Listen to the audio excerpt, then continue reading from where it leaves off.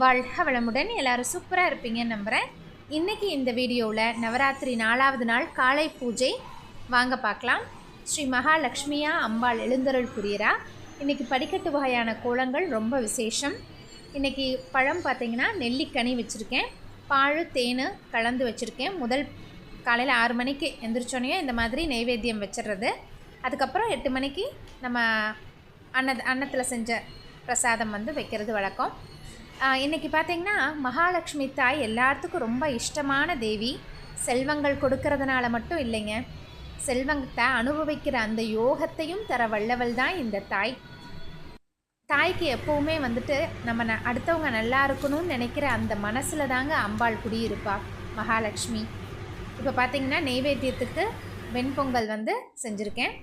இன்றைக்கி தாம்பூலம் வாங்கிறதுக்கு பாப்பாவோட ஃப்ரெண்ட்ஸ் ஃபேமிலி வராங்க. அதனால் அவங்களுக்கு பொங்கல் நெய்வேத்தியம் இருக்குது. லஞ்ச் ரெடி பண்ணியிருக்கேன். இந்த உருளைக்கிழங்கு வறுவல், ரசம் வச்சுருக்கேன், பருப்பு ரசம். அதுக்கப்புறம் பார்த்திங்கன்னா முருங்கைக்காய் உருளைக்கிழங்கு போட்டு சாம்பார் பண்ணியிருக்கேன்.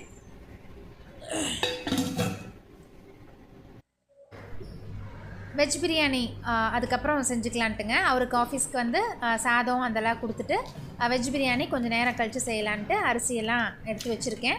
வெள்ளை சாதமும் வைக்கணும், அதுக்காக தூயமல்லி அரிசியும் ஊற வச்சுருக்கேன். மீல் மேக்கர் பார்த்திங்கன்னா சுடுதண்ணியில் போட்டு வச்சுருக்கேன்.